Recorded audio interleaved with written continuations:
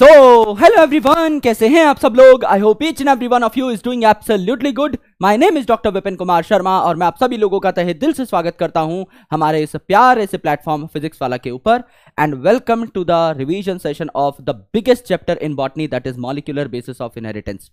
तो हम लोग already sexual reproduction in flowering plants का जो रिवीजन है वो ले चुके थे। Now it's time for molecular basis of inheritance. अब चैप्टर के नाम में कई सारी बातें छुपी हुई हैं, जैसे कि molecular basis of inheritance. Inheritance का मतलब क्या होता है? इनहेरिटेंस का मतलब होता है पेरेंट्स से हमारे अंदर कैरेक्टर आने का जो प्रोसेस है, that is called as inheritance.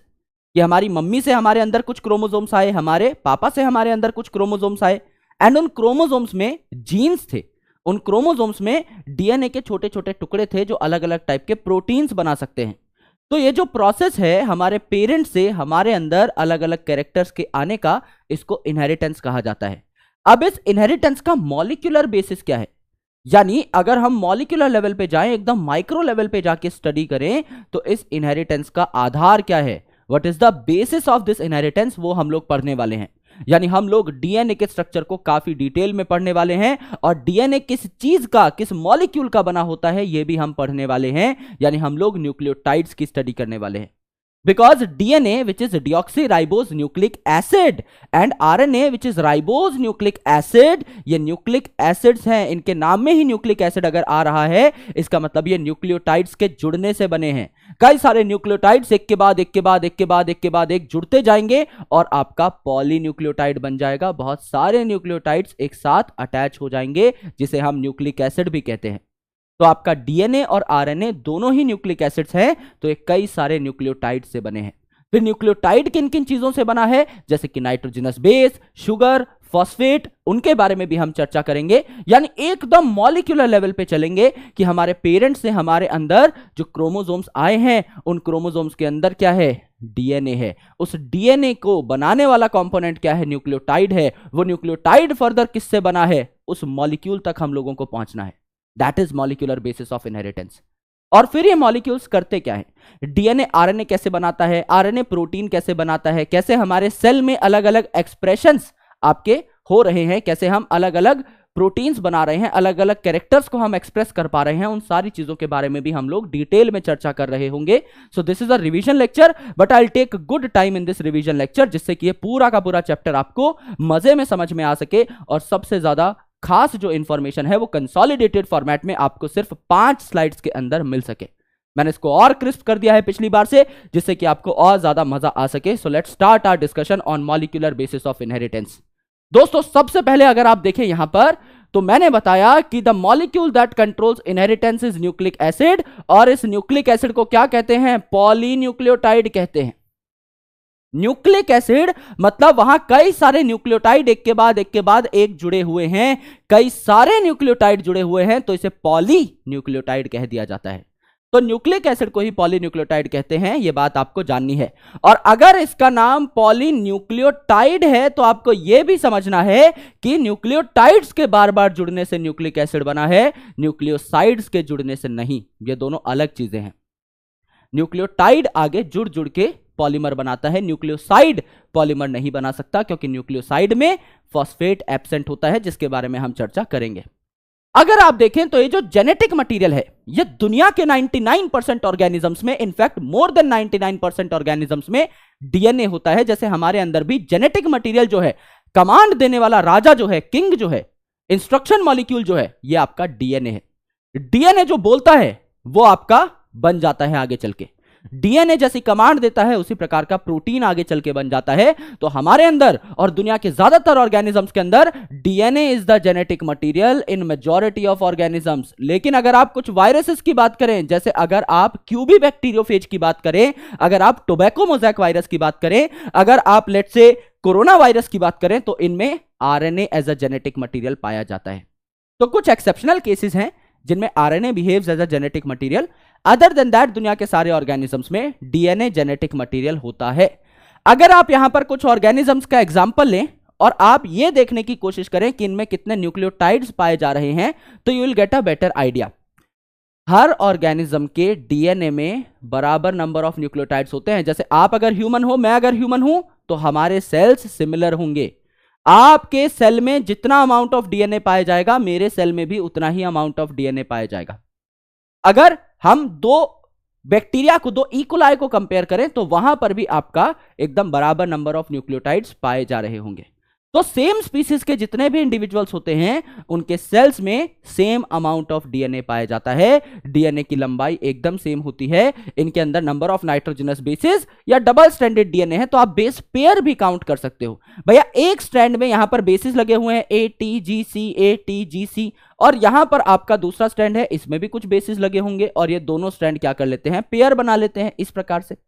ये आपका एक स्ट्रैंड है, ये आपका दूसरा स्ट्रैंड है। अब आपको पता है कि A जो है वो T के साथ बॉन्ड बनाता है और C जो है वो G के साथ बॉन्ड बनाता है। तो यहां अगर A है तो यहां आपका T आ जाएगा, यहां T है तो यहां A आ जाएगा, यहां C है तो यहां G आ जाएगा, यहां G है तो यहां C आ जाएगा, A है T आ जाएगा, T है A आ जाएगा, एंड सो ऑन, राइट। तो यहां पर आपके दो स्ट्रैंड्स को जब आप कंसिडरेशन मिले तो आप इन्हें बेस पेयर कहते हैं। ये जो है आपका, ये क्या बन गया, बेस पेयर बन गया।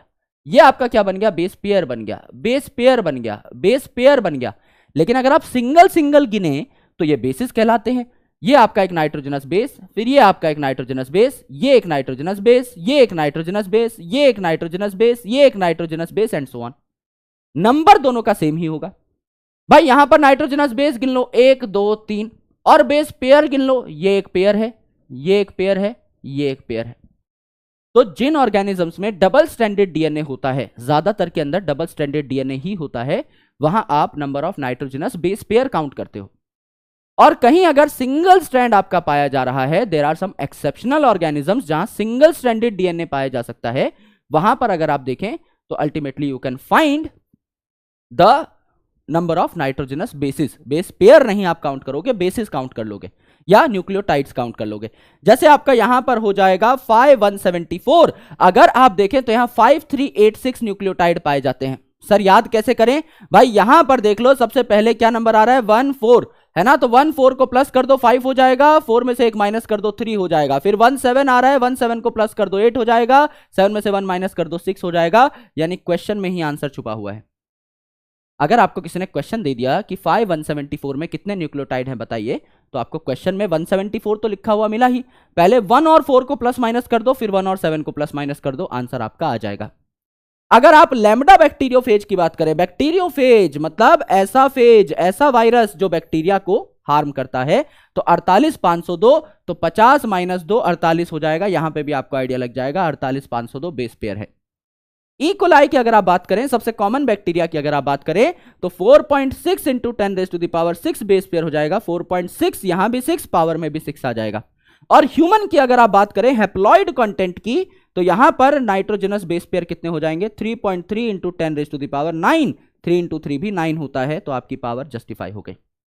अगर डिप्लॉयड कंटेंट की कोई बात करें तो इसको डबल कर दीजिए, 3.3 की जगह 6.6 आ जाएगा इंटू 10⁻9, है ना, डिप्लॉयड, तो कंटेंट आपका डबल हो जाएगा।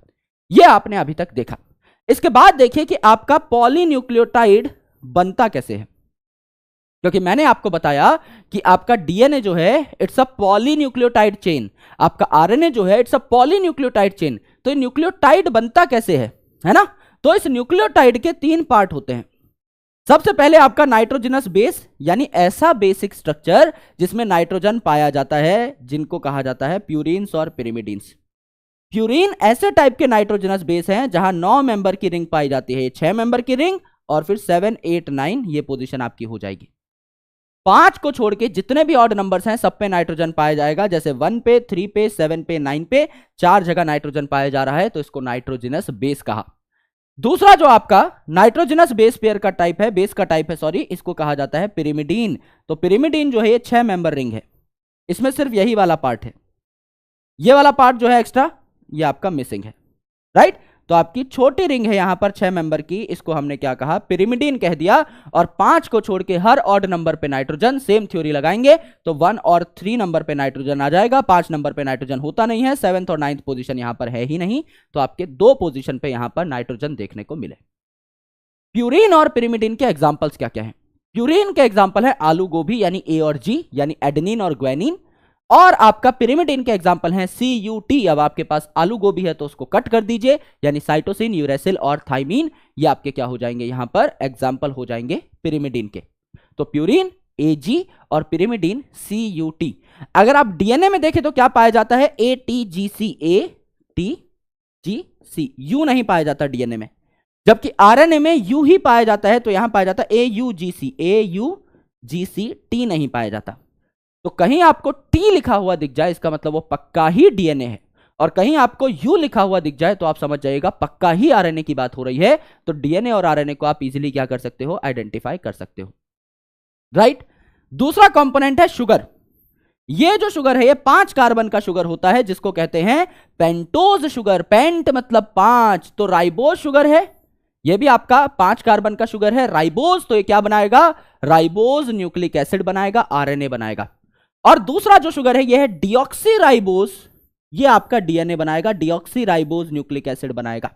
तो डीऑक्सीराइबोज यानी डिलीट कर दिया आपने एक ऑक्सीजन, तो आपका एक ऑक्सीजन आपने डिलीट कर दिया। जो आपकी 5 कार्बन पाए जा रहे हैं इनमें से जो 2 प्राइम पोजीशन है इसका एक ऑक्सीजन आपने हटा दिया, तो डीऑक्सीराइबोज शुगर बन गई। बाकी सारी चीजें राइबोज और डीऑक्सीराइबोज में सेम है, बस डीऑक्सीराइबोज में एक ऑक्सीजन कम है। और आपको पता है कि ऑक्सीजन जो है ये बहुत ही रिएक्टिव एटम है, तो अगर डीऑक्सीराइबोज में ऑक्सीजन कम है इसका मतलब इसकी रिएक्टिविटी कम है, ये उछल कूद कम करेगा, यानी ये स्टेबल ज्यादा होगा। और राइबोज जिसमें एक ऑक्सीजन ज्यादा है, रिएक्टिव एलिमेंट ज्यादा है, ज्यादा उछल कूद करेगा, तो स्टेबिलिटी क्या हो जाएगी इसकी, कम हो जाएगी। तो that's why RNA is less stable and DNA is more stable. Similarly अगर आप देखें तो आरएनए में पाया जाता है यू और डीएनए में पाया जाता है टी, और आपका टी जो है it is far more stable then uracil. तो अल्टीमेटली डीएनए ज्यादा स्टेबल जेनेटिक मटेरियल है, इसलिए 99% ऑर्गेनिजम्स में पाया जाता है, ज्यादातर में आपका डीएनए इसीलिए पाया जाता है because it is stable chemically और स्ट्रक्चरली, ये ज्यादा स्टेबल है। आरएनए इसीलिए कम ऑर्गेनिजम्स में पाया जाता है क्योंकि इसकी स्टेबिलिटी भी क्या है, कम है। अब देखिए अगर आप इस नाइट्रोजनस बेस पे शुगर जोड़ दें, S फॉर शुगर जोड़ दें, तो क्या बन जाएगा, न्यूक्लियोसाइड बन जाएगा। फॉस्फेट नहीं है इसमें, नाइट्रोजनस बेस और शुगर है बस, तो क्या हो जाएगा, न्यूक्लियोसाइड बन जाएगा। लेकिन अगर इस न्यूक्लियोसाइड के ऊपर आपने फॉस्फेट और जोड़ दिया, ये तीसरी चीज अगर आपने जोड़ दी, तब कंप्लीट न्यूक्लियोटाइड बनेगा।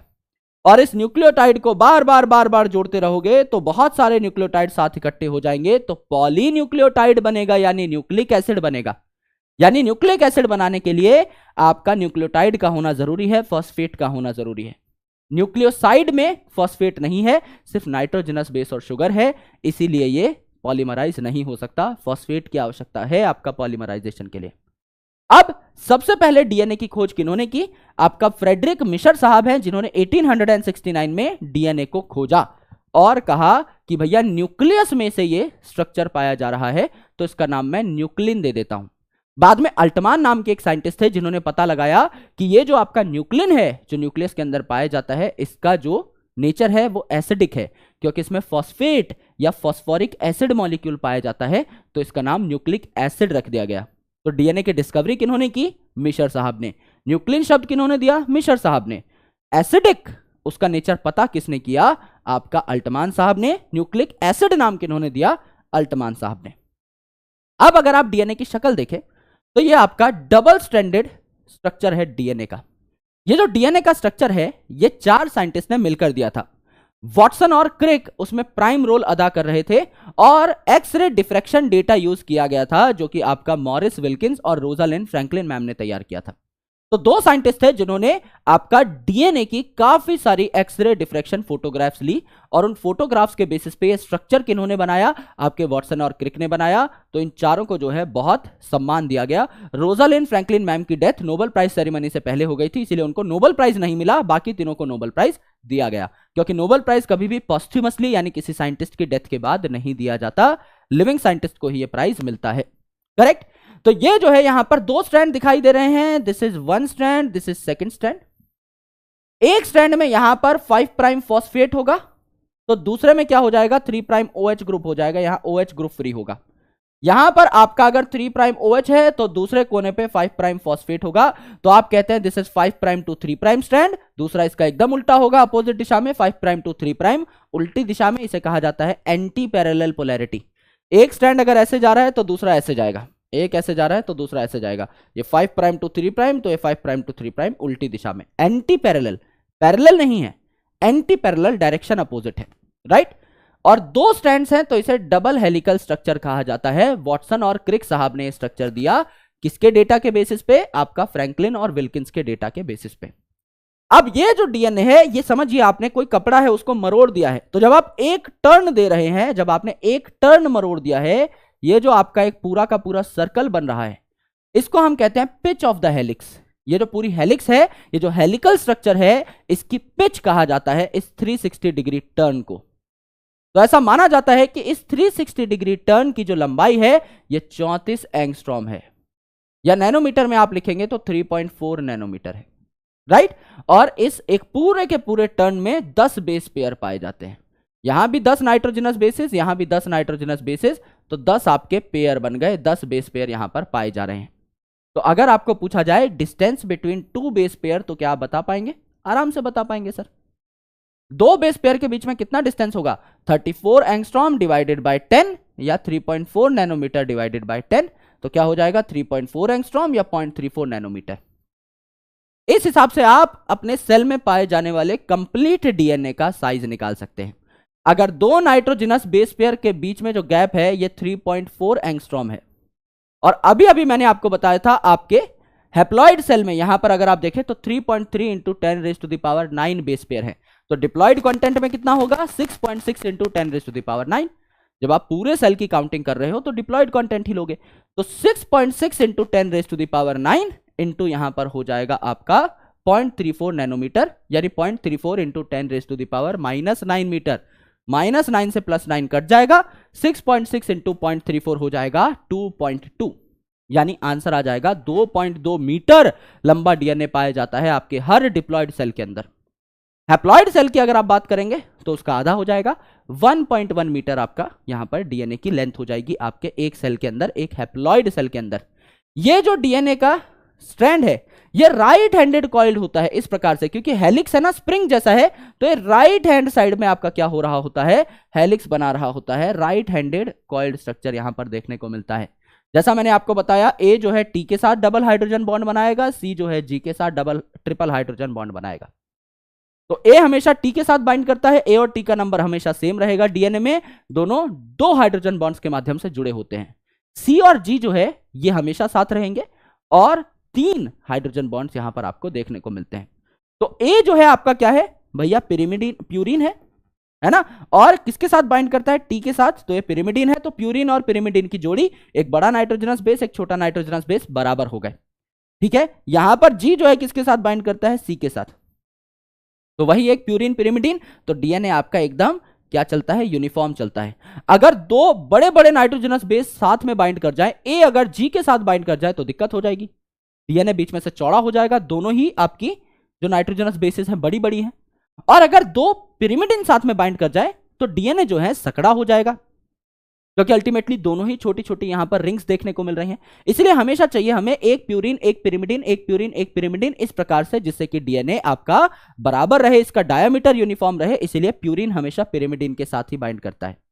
आरएनए में अगर आप देखें, लेट से किसी केस में डबल स्ट्रैंडेड आरएनए बन गया, तो ए जो है ये यूजुअली टी के साथ बाइंड करता है। अब आरएनए में टी तो होता नहीं है, डीएनए में होता है, तो ए यहां पर इस केस में किससे बाइंड कर लेगा? यू से बाइंड कर लेगा। तो जी और सी वाली कॉम्बिनेशन आपकी एकदम सेम रही, और आपकी ए किसके साथ बाइंड कर लेगी? यहां पर यू के साथ बाइंड कर लेगी।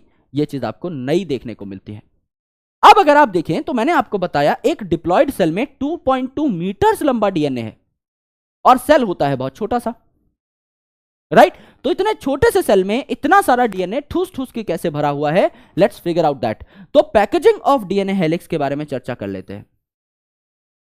तो इतना लंबा डीएनए इतने छोटे से सेल में कैसे ठूस ठूस के भरा गया, उसे हम पैकेजिंग कहते हैं। तो there are a lot of proteins which helps in this packaging, जिन्हें हिस्टोन प्रोटीन्स कहा जाता है। तो हिस्टोन जो है ये कैसे होते हैं? आपके बेसिक अमीनो एसिड कैरी करने वाले प्रोटीन होते हैं। क्योंकि अगर आप देखें तो डीएनए कैसा है? एसिडिक है, क्योंकि उसमें फॉस्फोरिक एसिड, फॉस्फेट है। तो फॉस्फोरिक एसिड के साथ कौन बॉन्ड बनाएगा? बेस बॉन्ड बनाएगा। एसिड बेस की जोड़ी बढ़िया रहती है। और अगर आप डीएनए को देखें तो डीएनए में है फॉस्फेट PO4 3 नेगेटिव, तो ये नेगेटिवली चार्ज होता है डीएनए ओवरऑल इस फॉस्फेट की वजह से। तो इस पे क्या करके बाइंड करेगा? पॉजिटिवली चार्ज प्रोटीन आकर के बाइंड करेगा ना। नेगेटिव और पॉजिटिव की जोड़ी बढ़िया रहती है, दोनों अट्रैक्ट करते हैं। तो ये जो आपका बेसिक अमीनो एसिड है, लाइसिन और आर्जिनिन रिच अमीनो एसिड्स यहां पर पाए जा रहे हैं, तो आपका ये पॉजिटिव होते हैं ओवरऑल, क्योंकि ये अगर बेसिक है, right, if they are basic, तो अल्टीमेटली ये प्रोटोनेटेड स्टेज में पाए जाएंगे। एक एसिड जो है वो प्रोटॉन डोनेट करता है, तो अगर COOH पाया जा रहा है कहीं पे, तो वो अपने प्रोटॉन को डोनेट कर देगा और बन जाएगा COO नेगेटिव। लेकिन अगर NH2 पाया जा रहा है अमीनो एसिड में, अमीनो ग्रुप पाया जा रहा है NH2, तो वो प्रोटॉन एक्सेप्ट करके बन जाएगा NH3 पॉजिटिव। तो यहां पर तो भैया ये बेसिक अमीनो एसिड है ना, तो प्रोटॉन को लेना चाहेंगे, प्रोटॉन ले लेकर कैसे हो जाएंगे? पॉजिटिव हो जाएंगे। तो इनमें सबसे इंपॉर्टेंट अमीनो एसिड कौन से पाए जाते हैं? लाइसिन और आर्जिनिन, जो बेसिक होते हैं, जो पॉजिटिव होते हैं। अब ये पॉजिटिव अमीनो एसिड हैं, तो जाहिर सी बात है नेगेटिवली चार्ज डीएनए के साथ ये क्या कर लेंगे? बाइंड हो जाएंगे, राइट। तो यहां पर आपके कई सारे प्रोटीन्स, हिस्टोन प्रोटीन्स अवेलेबल होते हैं, जैसे H2A इसके 2 यूनिट, H2B इसकी 2 यूनिट, H3 इसकी 2 यूनिट, H4 इसकी 2 यूनिट। तो 2-2 यूनिट आपके 4 प्रोटीन्स की हैं, H2A, H2B, H3, H4, 2-2 unit चारों की हो गई, तो टोटल यूनिट कितनी हुई? 8। 8 का मतलब ऑक्टा। तो यहां पर एक गोल मटोल स्ट्रक्चर बन जाता है, जिसको क्या कहते हैं? ऑक्टामर। इसको कहते हैं हिस्टोन ऑक्टामर। कि 4 अलग अलग हिस्टोन की 8 यूनिट्स हैं यहां पर 2-2 करके, तो इसे ऑक्टामर कहा जाता है, राइट। तो हिस्टोन ऑक्टामर बन गया। अब यह हिस्टोन ऑक्टामर जो है ये आपका बेसिक अमीनो एसिड से मिलकर बना है, तो डीएनए को ये अट्रैक्ट करेगा, तो 200 बेस पेयर लंबा डीएनए जो है एक ऑक्टामर के अराउंड लिपट जाता है। ये जो आपका ऑक्टामर है इसके अराउंड 200 बेस पेयर का डीएनए जो है वो लिपट जाता है। तो इसके आजू बाजू डीएनए लिपटा रहता है और बीच में भी आपका कुछ डीएनए छूटा रहता है। इसको हम लोग क्या कहते हैं? Beads on string model. ऐसा लगता है कि कोई माला है यहां पर, उस माला का धागा है और उस धागे में बीच बीच में मोती लगे हुए हैं। तो ये जो मोती जैसा स्ट्रक्चर है, ये जो बीड जैसा स्ट्रक्चर है, ये क्या है? न्यूक्लियोसोम। सर न्यूक्लियोसोम क्या होता है? ये हिस्टोन ऑक्टामर था मेरे भाई। इस ऑक्टामर के अराउंड 200 बेस पेयर लंबा डीएनए लिपट गया। जब ये आपका डीएनए इस ऑक्टामर के अराउंड लिपट गया, तो इसको न्यूक्लियोसोम कहा जाने लगा। ये आपका ओवरऑल मोती जैसा दिखाई देता है। तो ये न्यूक्लियोसोम है मोती, और बीच का जो डीएनए बचा हुआ है, जो धागा दिख रहा है, थ्रेड जो दिख रहा है, ये है क्रोमेटिन। यानी ये आपका लगभग डीएनए यहां पर हो गया। तो अगर आपको डीएनए को पैक करना शुरू करना है, तो उस टाइम पर histone will give a very big help. लेकिन जब आपको और बढ़िया तरीके से इसकी पैकेजिंग करनी है डीएनए की, और हायर लेवल पे पैकेजिंग करनी है, तो कुछ नॉन हिस्टोन प्रोटीन्स की भी जरूरत पड़ती है। तो एट हायर लेवल जब इस डीएनए को और पैक करके आपको क्रोमोसोम बनाना है, जब इस डीएनए को पैक करके आपको बहुत ही कॉम्पैक्ट क्रोमोसोम बनाना है, उस टाइम पर आप क्या करोगे भाई? उस टाइम पर यहां पर और प्रोटीन्स को आप लेकर के आओगे, जिनको कहा जाता है नॉन हिस्टोन क्रोमोसोमल प्रोटीन या NHC प्रोटीन। तो एट हायर लेवल आपका NHC प्रोटीन भी रिक्वायर्ड होते हैं, और आपका डीएनए जो है पैक होते होते होते होते क्रोमोसोम की शेप ले लेता है। ये हमने अभी तक सीखा। अब हमें यह कैसे पता लगा कि डीएनए ही जेनेटिक मटेरियल है, आपका प्रोटीन जेनेटिक मटेरियल नहीं है, या आरएनए ज्यादातर ऑर्गेनिजम्स में जेनेटिक मटेरियल नहीं है? हमको ये बात पता कैसे लगी? How we identified and how we claimed that DNA is the genetic material? उसके लिए कुछ एक्सपेरिमेंट्स किए गए, वो एक्सपेरिमेंट्स मैं आपके साथ शेयर कर देता हूं। तो सबसे पहला जो एक्सपेरिमेंट था, यह था ग्रिफिथ साहब का ट्रांसफॉर्मेशन प्रिंसिपल एक्सपेरिमेंट। 1928 में इन्होंने एक्सपेरिमेंट किया था। ग्रिफिथ साहब ने यहां पर 2 स्ट्रेन लिए एक बैक्टीरिया के, जिसका नाम था डिप्लोकोकस, यानी डिप्लोकोकस न्यूमोनिया, ऐसा बैक्टीरिया जो कि न्यूमोनिया कॉज करता है। उसके 2 स्ट्रेन लिए। एक था आपका S स्ट्रेन यानी स्मूथ स्ट्रेन। स्मूथ स्ट्रेन मतलब इसके ऊपर एक पॉलीसैकेराइड का कोट था, एक आपका क्या था? शुगर का कोट था, जो इसको प्रोटेक्ट कर रहा था। अगर कोई बैक्टीरिया जिसके ऊपर अच्छा खासा कोट है, जो उसको प्रोटेक्ट करता है, वो हमारे शरीर में आएगा, तो हमारा इम्यून सिस्टम उस बैक्टीरिया से लड़ने की कोशिश करेगा। लेकिन वो कोट पहन के आया है, तो there are very good chances कि वो बैक्टीरिया बच जाए और आपकी बॉडी में न्यूमोनिया कॉज कर दे। तो ये जो S स्ट्रेन था, ये वायरुलेंट था, ये प्रोटेक्टेड था, तो ये आपकी बॉडी में न्यूमोनिया कॉज कर सकता है। जबकि R स्ट्रेन ये रफ था, R फॉर रफ, इसके ऊपर कोई कोट नहीं था, तो ये प्रोटेक्टेड नहीं है, हमारी बॉडी के इम्यून सेल्स आते हैं, इसकी गर्दन पकड़ लेते हैं, हाँ भाई कहां जा रहा है, और इसको धून देते हैं। तो ये हमारी बॉडी में न्यूमोनिया कॉज नहीं कर पाता, that's why it is non virulent. ये वायरुलेंट नहीं था, खतरनाक नहीं था, राइट। तो आपके ग्रिफिथ साहब ने यहां पर किनका इस्तेमाल किया, चूहों का इस्तेमाल किया। तो जब इन्होंने एस स्ट्रेन का बैक्टीरिया डाला चूहे में, तो एस होता है खतरनाक, तो चूहा मर जाना चाहिए था, मर गया, न्यूमोनिया हो गया बेचारे को। आपका आर स्ट्रेन का जब बैक्टीरिया डाला तो यह है सेफ, तो चूहा बच जाना चाहिए था, चूहा बच गया, यह बात भी सही है। अब आपके ग्रिफिथ साहब ने क्या किया, हीट किल कर दिया एस स्ट्रेन को, यानी एस स्ट्रेन की जान निकाल दी, अब उसमें आपका बीमारी कॉज करने की क्षमता नहीं है, तो हीट किल कर दिया अगर एस स्ट्रेन को और माइस में डाला, तो माइस बीमार नहीं होनी चाहिए थी, बचनी चाहिए थी, बच गई। लेकिन चौथे केस में ऐसी चीज मिली ग्रिफिथ साहब को देखने के लिए जिन्होंने उसे चौंका दिया, जैसे कि heat killed S strain bacteria. अब heat killed S strain bacteria तो माइस को मार नहीं रहा था, तो ये सेफ है, हीट किल कर दिया क्योंकि एस स्ट्रेन बैक्टीरिया को। और आर स्ट्रेन ये भी बैक्टीरिया को नहीं मार, ये भी नहीं मार रहा था माइस को, तो ये भी माइस को नहीं मार रहा था, यानी दोनों के दोनों सेफ चीजें मिलाई आपने। आर स्ट्रेन भी माइस को नहीं मारता और हीट किल्ड एस स्ट्रेन भी माइस को नहीं मारता, लेकिन जब इनको मिला करके डाला गया माइस के अंदर तो माइस मर गई। और उससे भी खतरनाक बात कि जब ग्रिफिथ साहब ने इस चूहे के हार्ट सेल्स को देखा तो पता लगा कि भैया यहां पर जिंदा एस स्ट्रेन पाए जा रहे हैं। भाई एस स्ट्रेन तो हीट किल हो गया था, तो ये कैसे पाया जा रहा है? तो ग्रिफिथ साहब ने ऐसा कहा कि बैक्टीरिया जो है इसने ट्रांसफॉर्मेशन दिखाई है। ये जो हीट किल्ड एस स्ट्रेन था, इसने कोई ना कोई मटेरियल भेजा आर स्ट्रेन के पास। कौन सा मटेरियल था ये नहीं बताया, इन्होंने बताया कि इस एस स्ट्रेन ने, हीट किल्ड एस स्ट्रेन ने कोई ना कोई मटेरियल भेजा आर स्ट्रेन के पास, और अब आर स्ट्रेन में एच स्ट्रेन का मटेरियल चला गया, तो आर स्ट्रेन एस स्ट्रेन की तरह ही बिहेव करेगा, क्योंकि DNA is the genetic material. तो अगर मुझ में एस स्ट्रेन का मटेरियल है तो मैं एस स्ट्रेन की तरह बिहेव करूंगा, पॉलीसैकेराइड कोट अपने अराउंड बना लूंगा, तो इसीलिए आर स्ट्रेन ट्रांसफॉर्म हो गया इनटू एस स्ट्रेन, इसीलिए इसको कहा गया आपका transformation principle. R strain transform हो गया किसमें, एस स्ट्रेन में। तो यहां से पहली बात हमें पता लगती है कि आपका हीट किल्ड एस स्ट्रेन जो था, बैक्टीरिया मर चुका है लेकिन उसके अंदर का डीएनए अभी भी आपका सेफ है, यानी डीएनए बहुत स्टेबल मॉलिक्यूल है, इसीलिए ज्यादातर ऑर्गेनिजम्स में DNA is the genetic material.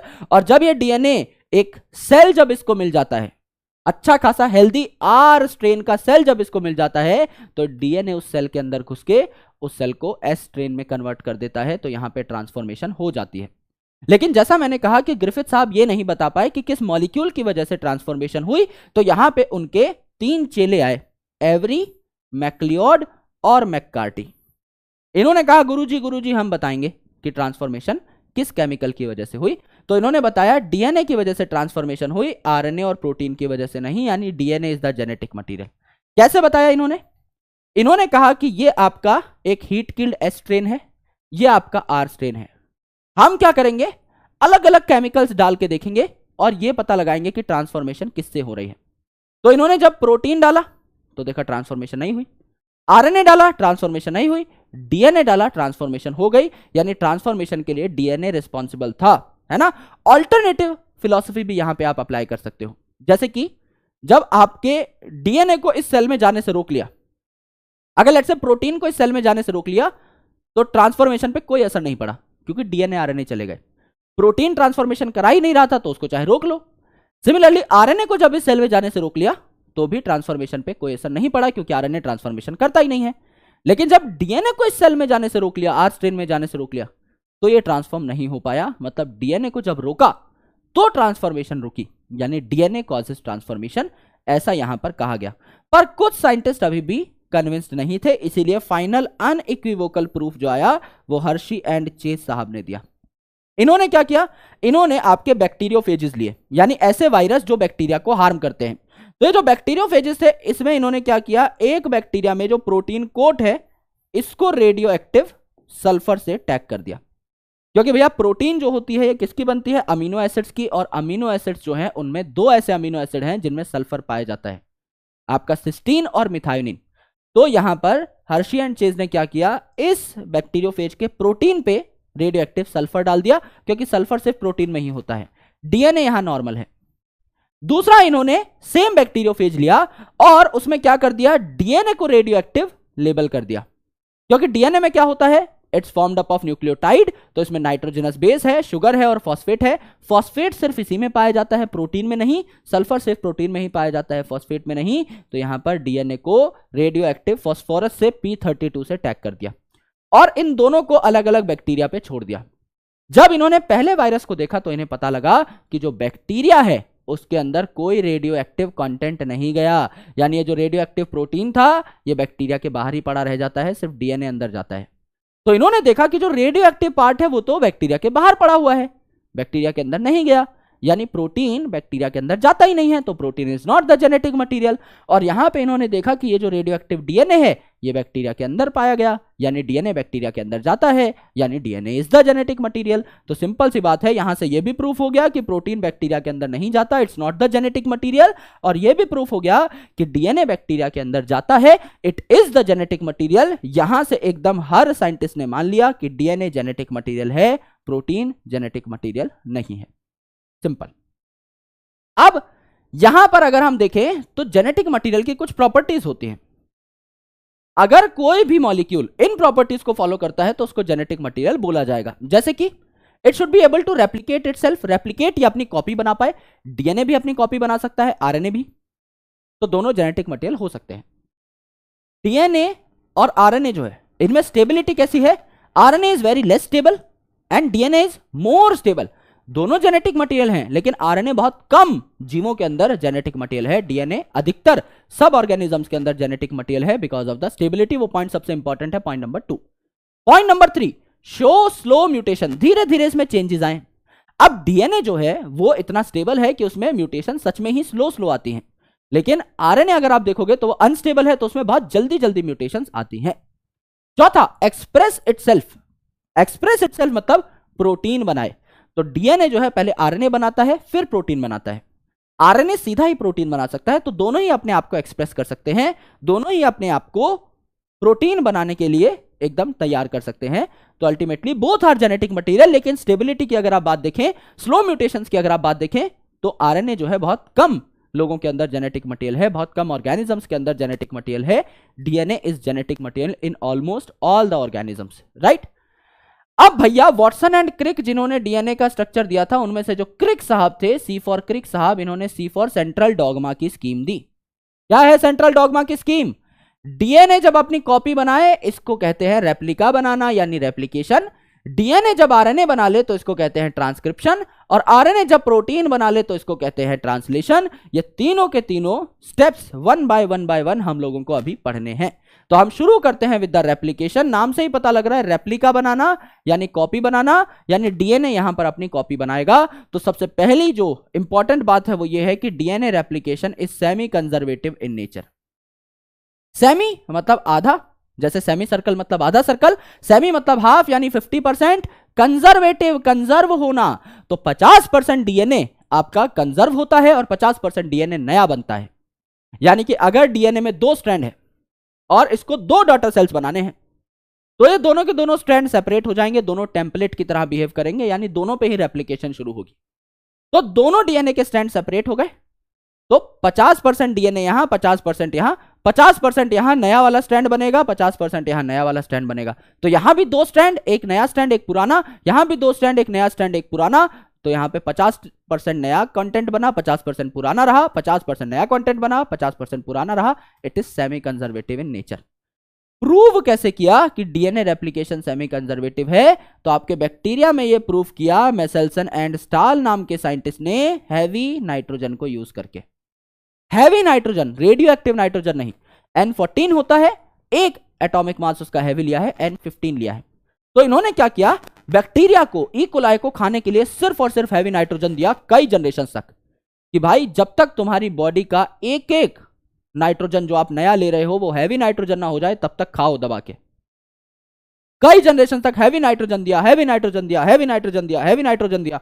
अब ऐसे बच्चे बनने लगे, ऐसे बैक्टीरिया बनने लगे जिनमें सारे के सारे नाइट्रोजन ही N15 हो गए, नॉर्मल N14 वाले नहीं, N15। तो इन्होंने दोनों के दोनों स्ट्रैंड N15 बना लिए। अब ऐसा बैक्टीरिया है जिसके दोनों के दोनों स्ट्रैंड N15 हो गए, तो इसकी डेंसिटी बहुत हैवी है, नीचे की साइड ये खिंचा चला आ रहा है। लेकिन जब इन्होंने इस बैक्टीरिया को नॉर्मल कंडीशन में रखा, N14 वाली कंडीशन में रखा, तो इन्होंने देखा कि भाई ये जो आपका एक स्ट्रैंड है ये सेपरेट हो गया, हरा वाला इधर चला गया, और दूसरा स्ट्रैंड जो है आपका हरा वाला वो इधर चला गया, दोनों सेपरेट हो गए।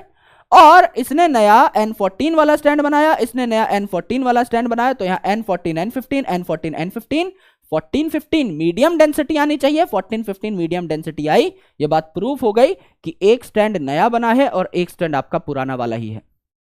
ऐसा नहीं है कि दोनों के दोनों स्टैंड जो है N15 यहां चले गए और दो नए बन गए N14, ऐसा नहीं हुआ। दोनों के इंटरमीडिएट डेंसिटी देखने को मिली, यानी N14 N15 ही बने हैं। अब यहां पर एक व्हाइट स्टैंड है, एक ग्रीन स्टैंड है, तो ये दोनों सेपरेट हुए। अगली बार भी ये आपका ग्रीन स्टैंड, ये आपका व्हाइट स्टैंड, आसपास सिर्फ N14 अवेलेबल है, तो आपका N14 N14। यहां पर भी आपका हरा वाला और सफेद वाला सेपरेट हुए, सफेद वाला और हरा वाला सेपरेट हुए, आसपास N14 है, तो दोनों स्टैंड नए N14 के बने। तो यहां पे दो आपके बने एकदम सफेद सफेद N14 N14 जिनकी डेंसिटी होगी कम, और दो आपके बने 14 15 14 15 हरा सफेद, तो इनकी डेंसिटी इंटरमीडिएट होगी।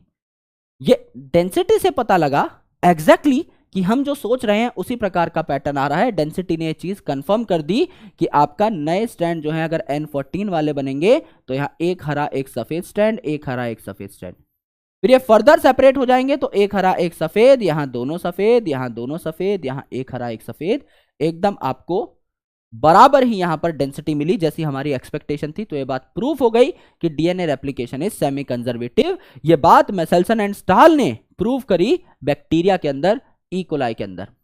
अगर आप बात करें यूकैरियोट्स के अंदर, तो फाबा बीन्स में यानी वीसिया फाबा नाम के प्लांट में यही एक्सपेरिमेंट किया था टेलर और उनके साथियों ने, और यहां पर रेडियो एक्टिव थाइमिडीन का इस्तेमाल किया गया था। रेडियो एक्टिव थाइमिडीन का इस्तेमाल किया गया था, उसको ट्रैक करके पता लगाया कि हाँ भाई DNA replication is semi conservative in nature. अब हम रेप्लिकेशन की मैकेनिज्म के ऊपर चलते हैं। ये है आपके दो स्ट्रैंड ऑफ डीएनए। वही आपका पहला स्ट्रैंड अगर 5 प्राइम टू 3 प्राइम है, तो दूसरा उल्टी दिशा में 5 प्राइम टू 3 प्राइम आपका हो जाएगा, करेक्ट। यहां पर अगर आप देखें तो मेन जो एंजाइम है, आपको डीएनए की रेप्लिकेशन करनी है, तो डीएनए से डीएनए बनाने वाला एंजाइम क्या होगा? DNA dependent DNA polymerase. DNA को ही पढ़ के, इन दोनों स्ट्रैंड्स को पढ़ के हम और दो स्ट्रैंड्स बना रहे हैं। तो DNA dependent DNA polymerase, DNA से डीएनए बनाने वाला। जब हम अगले स्टेप में डीएनए से आरएनए बनाएंगे, तो एंजाइम कौन सा लग जाएगा? डीएनए डिपेंडेंट आरएनए पॉलीमरेज, यानी डीएनए पे डिपेंड होकर आरएनए बनाने वाला, डीएनए से आरएनए बनाने वाला। तो यहां डीएनए से डीएनए बन रहा है, डीएनए की कॉपीज बन रही हैं, तो इसको कहा डीएनए डिपेंडेंट डीएनए पॉलीमरेज या सिंपली डीएनए पॉलीमरेज। अगले स्टेप में हम देखेंगे डीएनए से आरएनए बनाने वाला आरएनए पॉलीमरेज या सिंपली आरएनए पॉलीमरेज उसको बोल देंगे। तो ये हमेशा 5 प्राइम टू 3 प्राइम डायरेक्शन में ही डीएनए बनाता है। अगर यहां पर 5 प्राइम टू 3 प्राइम है ये स्ट्रैंड, तो इसका कॉम्प्लीमेंट्री स्ट्रैंड ऐसे बनेगा 5 प्राइम टू 3 प्राइम। अगर यहां पे 5 प्राइम टू 3 प्राइम ऐसे है, तो इसका कॉम्प्लीमेंट्री 5 प्राइम टू 3 प्राइम इस साइड बनाएगा, राइट। तो यहां पर उल्टी दिशाओं में ही आपका क्या बनेगा? डीएनए बनेगा। 5 प्राइम टू 3 प्राइम दिशा में ही हमेशा नया डीएनए बनता है। आरएनए भी इसी दिशा में बनता है। कोई भी न्यूक्लियोटाइड हो, चाहे डीएनए हो चाहे आरएनए हो, 5 प्राइम टू 3 प्राइम दिशा में ही बनेगा। और ओराई नाम की एक साइट होती है जहां पर रेप्लिकेशन शुरू होती है। इस साइट को कहा जाता है ओरिजिन ऑफ रेप्लिकेशन। ओरिजिन से ही वर्ड आया है आपका ओराई। तो समझ लीजिए यहां पर रेप्लिकेशन शुरू हुई। ये डीएनए के दो स्ट्रैंड हैं, ये डीएनए के दो स्ट्रैंड हैं, इनको हमें पकड़ के खोलना है। क्यों? क्योंकि डीएनए के स्ट्रैंड अगर खुद में ही बंधे रहेंगे तो नया स्ट्रैंड बना ही नहीं पाएंगे। हमको क्या करना है? इन डीएनए के स्ट्रैंड्स को खोल देना है। जब ये डीएनए के स्ट्रैंड खुल जाएंगे तो सिंगल स्ट्रैंड्स एक्सपोज हो जाएंगे, यहां पर इनके कॉम्प्लीमेंट्री नाइट्रोजनस बेस आ जाएंगे। जैसे यहां पर अगर लेट से लगा हुआ है ए, तो यहां पर हम टी लाके जोड़ देंगे। यहां लगा हुआ है टी, यहां ए लाके जोड़ देंगे। सी है तो जी लाके जोड़ देंगे, जी है तो सी लाके जोड़ देंगे। यानी ये जो डीएनए खुला है इसको पढ़ पढ़ के हम लोग नया स्ट्रैंड बनाएंगे। ये जो डीएनए खुला है इसको पढ़ पढ़ के हम लोग नया स्ट्रैंड बनाएंगे 5 प्राइम टू 3 प्राइम डायरेक्शन में। तो सबसे पहले क्या होता है, ये जो डीएनए है, अगर मैं यहां लाइन बना रहा हूं, इस लाइन तक अगर ये डीएनए खुला तो आपका फोर्क जैसी, मैगी खाने वाले कांटे जैसा यहां पर स्ट्रक्चर बन गया। इसको क्या कहते हैं? रेप्लिकेशन फोर्क कहते हैं। ये रेप्लिकेशन फोर्क फिर और बड़ी होती जाती है। तो यहां कांटे जैसा स्ट्रक्चर बना, वाई शेप रेप्लिकेशन फोर्क यहां पर बनी, वाई शेप है ना, वाई ऐसा बनता है ना, वैसे ही आपके यहां पर रेप्लिकेशन फोर्क बनी। अब यहां पर क्या हुआ, ये वाई शेप रेप्लिकेशन फोर्क है, डीएनए थोड़ा थोड़ा खुला, डीएनए थोड़ा थोड़ा खुला। अब देखिए 5 प्राइम टू 3 प्राइम यहां है, तो उल्टी दिशा में 5 प्राइम टू 3 प्राइम डीएनए बनेगा। अब डीएनए खुल भी इसी दिशा में रहा है और नया डीएनए बन भी इसी दिशा में रहा है, तो क्या एकदम कंटिन्यूअसली चलता जाएगा ये डीएनए साथ साथ? बिल्कुल चलता जाएगा। जिस दिशा में आपका डीएनए खुल रहा है उसी दिशा में नया डीएनए बन रहा है, तो साथ साथ चलते जाएंगे, आगे आगे डीएनए खुलता जाएगा, पीछे पीछे नया डीएनए बनता जाएगा। तो एक कंटिन्यूअस स्ट्रैंड कहलाता है, कंटिन्यूअस बनता रहता है ना। और हेलिक्स को खोलने वाला जो एंजाइम है जिसने इस डीएनए के दोनों स्ट्रैंड्स को खोला है, इसे हेलिकेज कहते हैं, या अनवाइंड किया है जिसने डीएनए के दोनों स्ट्रैंड को, इसे अनवाइंडेज कहते हैं। हेलिकेज मतलब हेलिक्स को खोलने वाला, अनवाइंडेज यानी अनवाइंड करने वाला, सेम ही बात है, राइट। अब ये डीएनए के दो स्ट्रैंड सेपरेट हुए, ये पास पास ना आ जाए, इसीलिए इनके ऊपर क्या बाइंड किए जाते हैं? SSB protein, single strand binding protein. जब डीएनए के सिंगल स्ट्रैंड है, इन सिंगल स्ट्रैंड पे बाइंडिंग प्रोटीन्स बाइंड कर जाते हैं, जिससे ये दोनों स्ट्रैंड दोबारा आसपास ना आ सकें, और इन डीएनए स्ट्रैंड को प्रोटेक्ट भी करते हैं प्रोटीन्स, जिससे कोई न्यूक्लियस आके इनको काट ना दे। तो यहां पर इन सिंगल स्ट्रैंड्स पे क्या बाइंड कर जाते हैं?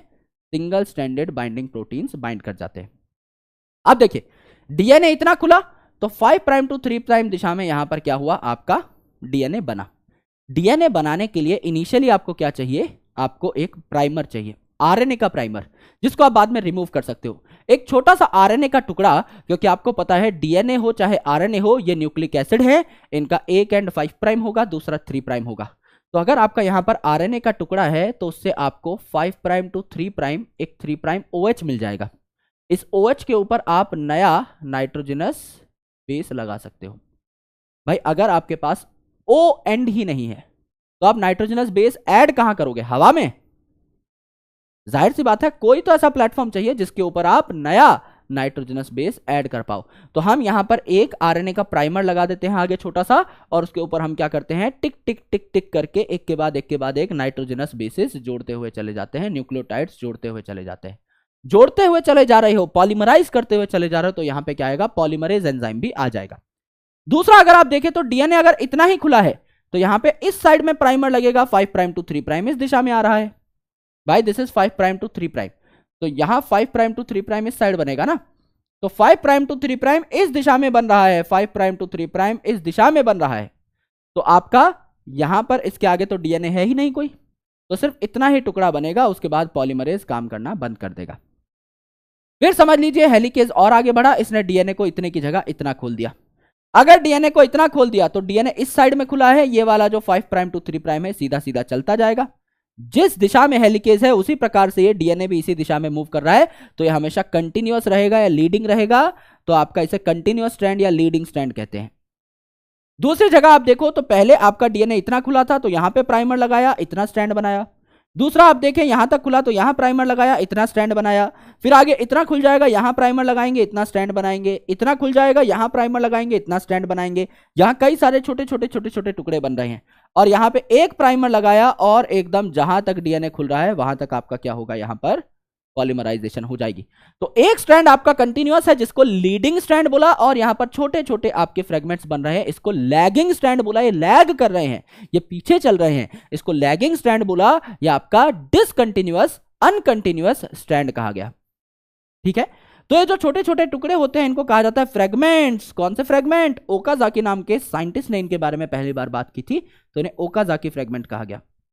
फिर इन ओकाजाकी फ्रेगमेंट को डीएनए लाइगेज नाम के एंजाइम से क्या कर दिया जाता है? सील कर दिया जाता है, तो ये भी एक कंप्लीट स्ट्रैंड बन जाता है। ये भी एक कंप्लीट स्ट्रैंड बना, राइट। तो ये जो आपका डीएनए का स्ट्रैंड था, यहां भी एक कंप्लीट स्ट्रैंड बन गया। ये जो डीएनए का स्ट्रैंड था, यहां भी एक कंप्लीट स्ट्रैंड बन गया।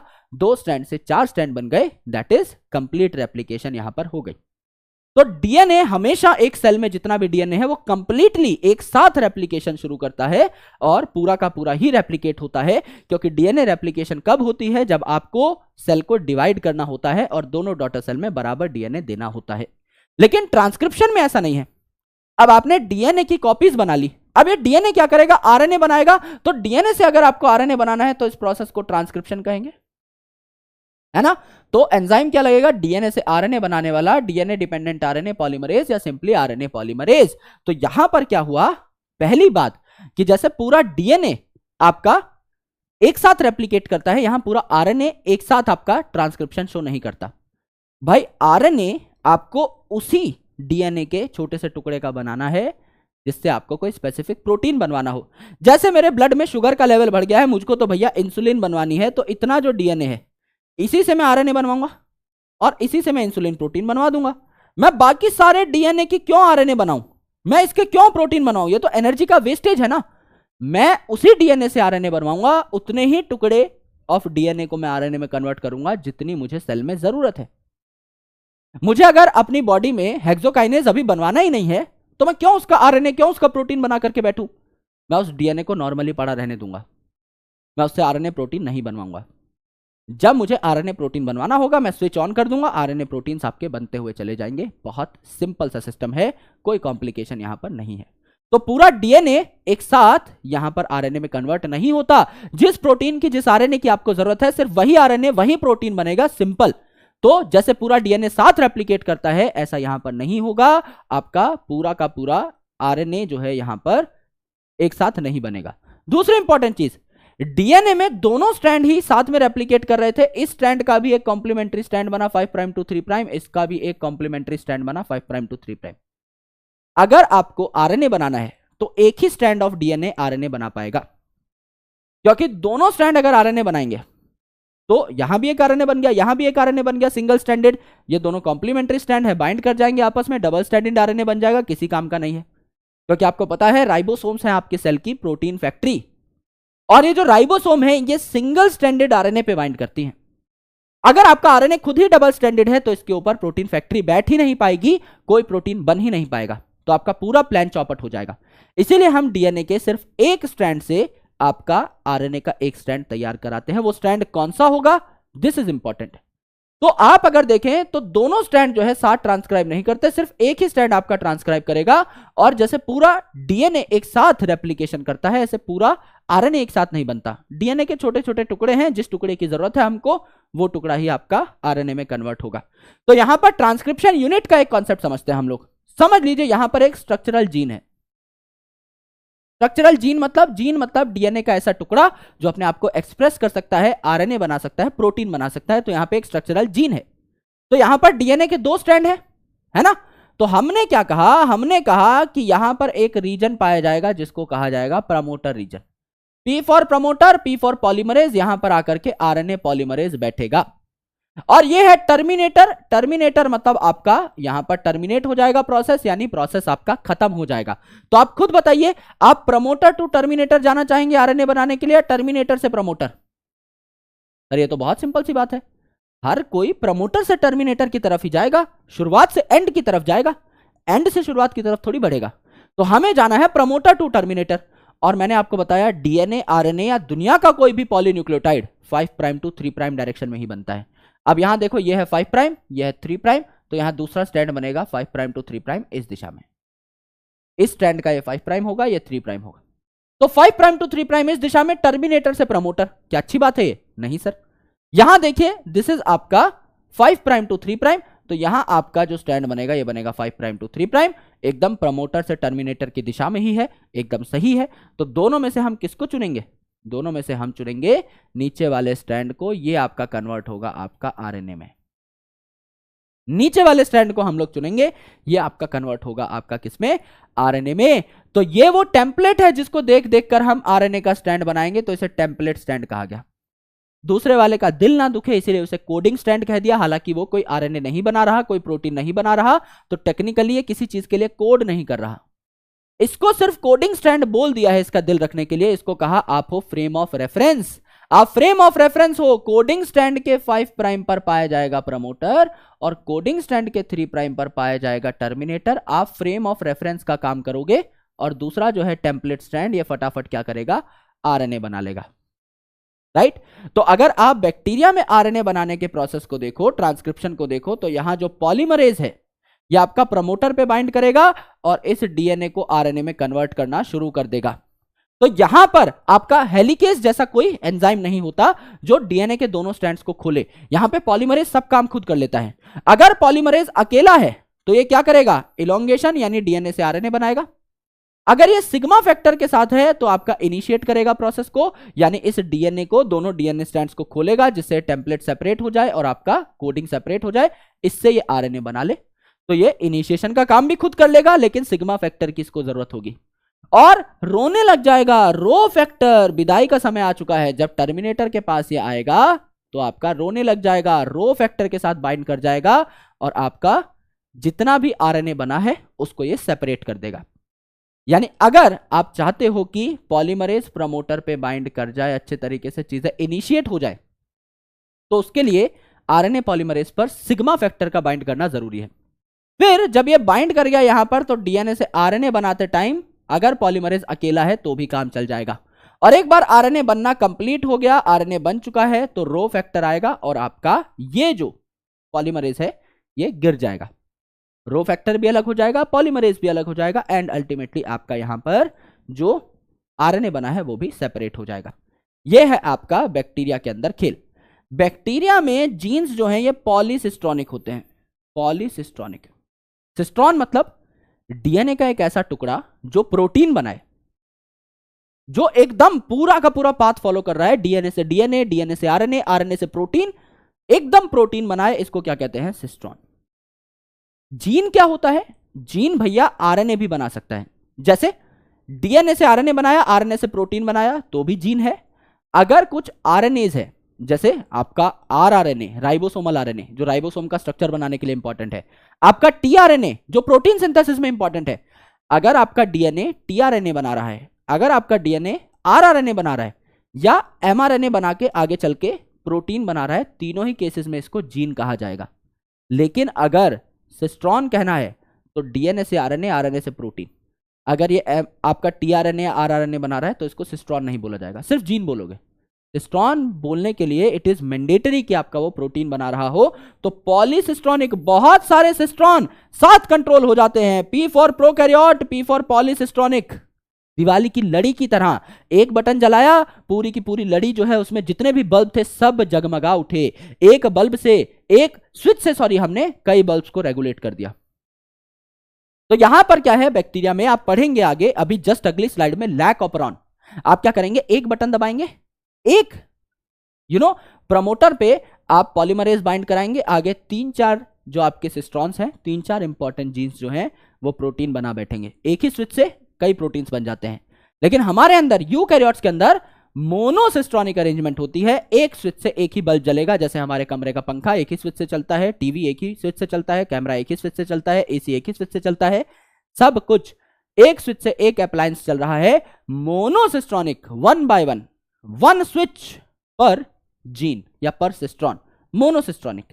लेकिन आपका प्रोकैरियोट में एक स्विच दबाने पे कई सारे आपके प्रोटीन्स बन जाते हैं, इसे पॉलीसिस्ट्रॉनिक अरेंजमेंट कहा जाता है। यूकैरियोट में अगर आप देखें तो एडिशनल थोड़े बहुत चेंजेस होते हैं, कॉम्प्लेक्सिटी होती है। जैसे कि बैक्टीरिया में आपका डायरेक्टली क्या हो गया, डीएनए से आरएनए बन गया, कोई कॉम्प्लिकेशन नहीं है। यूकैरियोट में अगर आप देखें तो दिक्कत है मेरे भाई। सबसे पहले तो यहां 3 आरएनए पॉलीमरेज है, प्रोकैरियोट में तो एक ही था, यही सारे काम कर रहा था। यूकैरियोट में 3 आरएनए पॉलीमरेज है। पहला जो आरएनए पॉलीमरेज है ये क्या बनाता है? आरआरएनए, 28 एसआरआरएनए, 18 एसआरआरएनए, 5.8 एसआरआरएनए, 8 आ रहा है सब में, ये आपका है आरआरएनए पॉलीमरेज 1 बनाएगा। पॉलीमरेज 2 आपका एमआरएनए या एचएनआरएनए बनाता है, जो आगे चल के प्रोटीन बनाएगा। और पॉलीमरेज 3 जो है ये टीआरएनए बनाएगा। ठीक है, तो यहां पर अगर आप देखें तो 1 2 3 आप याद कर सकते हैं रैमेट से, आरएमटी है ना, रैमेट। आपके वॉवल्स हटा दीजिए, ए और ई हटा दीजिए, बचा आपका आरएमटी। आर सबसे पहले नंबर पे आ रहा है तो आरआरएनए कौन बनाएगा? पॉलीमरेज 1। आपका एम जो है सेकंड नंबर पे आ रहा है तो एमआरएनए या एचएनआरएनए कौन बनाएगा? आपका पॉलीमरेज 2। टी आपका तीसरे नंबर पे आ रहा है तो बनाएगा आपका आरएनए पॉलीमरेज 3। और यहां पर देखिए जितने भी आरआरएनए हैं सब में 8 आ रहा है। इसके अलावा कोई भी है आपका 5s आरआरएनए तो ये कौन बनाएगा? पॉलीमरेज 3 बनाएगा। तो ये पहली कॉम्प्लिकेशन है। दूसरा, यहां पर आपके कुछ कोडिंग सीक्वेंसेस भी हैं जो आगे चल के आपका काम करेंगे, प्रोटीन बनाएंगे। और कुछ आपके नॉन कोडिंग सीक्वेंसेस भी हैं, ये हरे कलर वाले, जिनको इंट्रॉन कहा जाता है। ये किसी काम के नहीं होते, तो इनको हमें क्या करना होता है? रिमूव करना होता है। इनको रिमूव करने का प्रोसेस जो है it is called as splicing. तो हमको इस आरएनए की फर्दर क्या करनी है? प्रोसेसिंग करनी है। तो इसको कहा जाता है हेट्रोजीनियस न्यूक्लियर आरएनए, एचएनआरएनए। इसकी हम प्रोसेसिंग करेंगे दोस्त। प्रोसेसिंग करेंगे तो सबसे पहले इसमें से इंट्रॉन हटा देंगे, हरा वाला पार्ट सबसे हट गया, तो आपका क्या बचा, स्काई ब्लू कलर का पार्ट बचा। फिर इस पे कैप लगा देंगे आपकी किसकी, 5 मिथाइल ग्वेनोसिन ट्राइफॉस्फेट की, यानी आपका जीटीपी लगा देंगे। जी और ट्रिपल पी यानी जीटीपी हो गया, बस यहाँ पे एक्स्ट्रा मिथाइल ग्रुप भी एडेड है, तो जीटीपी के ऊपर मिथाइल ग्रुप ऐड कर दिया जिससे कि कोई इसे पहचान ना पाए। अगर किसी ने जीटीपी देख लिया तो पहचानी चीज है, जानी पहचानी, आके इस पे अटैक कर सकता है। मिथाइल ग्वेनोसिन ट्राइफॉस्फेट नया आपका स्ट्रक्चर है, तो कोई भी एंजाइम इसको पहचान नहीं पाएगा, तो ये आरएनए की सेफ्टी के लिए होता है। एंड आपका पॉलीएडिनाइलेट टेल, ये ट्रांसपोर्ट के लिए होता है, क्योंकि यूकैरियोट में आपको पता है डीएनए से डीएनए बन रहा है आपका न्यूक्लियस में, डीएनए से आरएनए बन रहा है आपका न्यूक्लियस में, लेकिन अब प्रोटीन बनाने के लिए इस आरएनए को बाहर भेजना पड़ेगा, क्योंकि आपके राइबोसोम कहाँ है, साइटोप्लाज्म में है, तो प्रोटीन फैक्ट्री ही साइटोप्लाज्म में है, तो प्रोटीन बनाने के लिए वहीं जाना पड़ेगा आरएनए को, तो साइटोप्लाज्म में इसको भेजा जाता है, राइट। तो ट्रांसपोर्ट के लिए यहां पर पॉलीएडिनाइलेट टेल लगेगी, कई सारे ए ए ए ए ए ए ए ए ए ए लग जाएंगे, 200 से 300 ए लग जाएंगे, इसे पॉलीएडिनाइलेशन कहा जाता है। तो 3 प्रकार के चेंजेस हुए यहां पर, एचएनआरएनए से इंट्रॉन हटाए that is splicing, methyl guanosine triphosphate की यानी मिथाइल जीटीपी की कैप लगाई दैट इज कैपिंग, और पॉलीएडिनाइलेट 200 से 300 ए लगाए that is your polyadenylation tailing process. ये तीनों चीजें आपने करी तो आपका एचएनआरएनए एमआरएनए में कन्वर्ट हो गया। अब इसको हम लोग प्रोटीन सिंथेसिस के लिए भेज रहे होंगे, करेक्ट। अब जैसे कि डीएनए की भाषा जो है वो न्यूक्लियोटाइड की भाषा है, नाइट्रोजनस बेस की भाषा है, ए टी जी और सी ये 4 ही लेटर्स हैं। सिमिलरली आरएनए की जो भाषा है ये भी नाइट्रोजनस बेस या न्यूक्लियोटाइड की भाषा है, ए यू जी सी ये 4 ही लेटर्स हैं यहां पर। प्रोटीन की जो भाषा है यहां 20 अमीनो एसिड हैं। तो जब आप आरएनए की भाषा को, डीएनए की भाषा को प्रोटीन की भाषा में कन्वर्ट कर रहे हैं, ट्रांसलेट कर रहे हैं, तो इसी को ट्रांसलेशन कहेंगे, इसी को तो ट्रांसलेशन कहेंगे। ट्रांसलेशन क्या होता है, अनुवाद, Hindi to English translation, English to Hindi translation, यानी एक लैंग्वेज को दूसरी लैंग्वेज में कन्वर्ट करना। तो it is not a biological term, it is an English term. तो आप क्या कर रहे हैं यहां पर, आपका न्यूक्लियोटाइड की जो भाषा थी डीएनए और आरएनए की, इसको आप अमीनो एसिड की भाषा में कन्वर्ट कर रहे हैं, प्रोटीन की भाषा में कन्वर्ट कर रहे हैं। तो यहां पर जॉर्ज गैमो नाम के एक साइंटिस्ट थे, उन्होंने कहा कि कोडॉन्स जो हैं ट्रिपलेट हैं, 3 नाइट्रोजनस बेसिस मिलकर के एक कोडॉन बनाएंगे, एक अमीनो एसिड बना रहे होंगे। इन्हें कैसे पता लगा, इन्होंने कहा कि भैया 4 आपके नाइट्रोजनस बेसिस हैं, अगर एक एक नाइट्रोजनस बेस एक एक अमीनो एसिड बनाए तो 4 ही अमीनो एसिड बनेंगे, 20 अमीनो एसिड नहीं बन पाए। फिर इन्होंने कहा कि 4 नाइट्रोजनस बेसिस हैं, अगर कपल की तरह बिहेव करें, ए टी के साथ जुड़ जाए, आरएनए से बना रहे हैं सॉरी, ए यू के साथ जुड़ जाए, ए जी के साथ जुड़ जाए, जी सी के साथ जुड़ जाए, ये कपल की तरह बिहेव करेंगे तो 4 रेज़ टू द पावर 2 16 अलग अलग कॉम्बिनेशन होंगी, फिर भी 20 अमीनो एसिड नहीं बन पाए। फिर इन्होंने कहा कि अगर इनको मैं 3-3 की फॉर्मेट में रखूं, ट्रिपलेट की फॉर्मेट में, तो 64 कोडॉन्स हो जाएंगे, 64 कॉम्बिनेशंस होंगी, 64 कॉम्बिनेशंस तो 20 अमीनो एसिड आराम से बना लेंगे। तो यहां पर इन्होंने पूरा टेबल बनाया, यहां पे लिखा UCAG UCAG UCAG UCAG UCAG UCAG, पूरा इन्होंने 64 कोडॉन्स का यहां टेबल बनाया। ये यू इस यू से और इस यू से बाइंड कर रहा है, यू यू यू, ये यू इस यू से और इस सी से बाइंड कर रहा है, यू यू सी, ये यू इस यू से और इस ए से बाइंड कर रहा है, यू यू ए, ये यू इस यू से और इस जी से बाइंड कर रहा है, यू यू जी। एक रैंडम उठाते हैं, जैसे ये सी जो है इस सी से बाइंड कर रहा है और इस ए से बाइंड कर रहा है, तो सी सी ए। इस प्रकार से UCAG UCAG UCAG इन्होंने इस प्रकार से पूरा का पूरा टेबल बढ़िया तरीके से बना लिया। यहां पर अगर आप देखेंगे तो 64 कोडॉन्स यहां पर बने, 64 कोडॉन में से 3 ऐसे हैं जो स्टॉप कोडॉन हैं, that is UAA UGA and UAG, UAA UAG and UGA, इन्हें स्टॉप कोडॉन कहा जाता है, अलग से मैंने मार्क भी किया हुआ है। स्टॉप कोडॉन मतलब समझ लीजिए आप आरएनए को पढ़ रहे हैं, वहां लिखा हुआ AUG UUU UCA UCA UGA, तो आप अगर देखेंगे तो यहां पर UG आ गया, इसका मतलब स्टॉप होने का टाइम हो गया है। अब जो है आपकी प्रोटीन सिंथेसिस स्टॉप हो जाएगी, उससे पहले जितने कोडॉन आए उतने अमीनो एसिड बन जाएंगे। ये आपका एक तरीके से ब्रेक है कि इनमें से कोई भी सीक्वेंस आ जाए, इन तीनों में से कोई भी सीक्वेंस आ जाए, आपका प्रोटीन सिंथेसिस वहां स्टॉप हो जाएगी।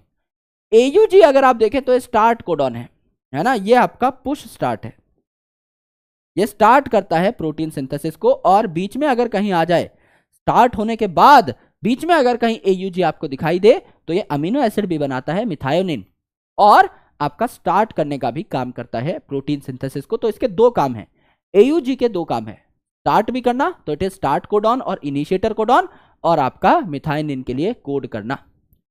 दीज आर ऑलमोस्ट यूनिवर्सल, यानी लगभग सारे ऑर्गेनिजम्स में UUU जो है फिनाइल एलेनिन ही बनाएगा, UUC फिनाइल एलेनिन ही बनाएगा, UUA ल्यूसीन ही बनाएगा, UUG ल्यूसीन ही बनाएगा, लगभग सारे ऑर्गेनिजम्स में।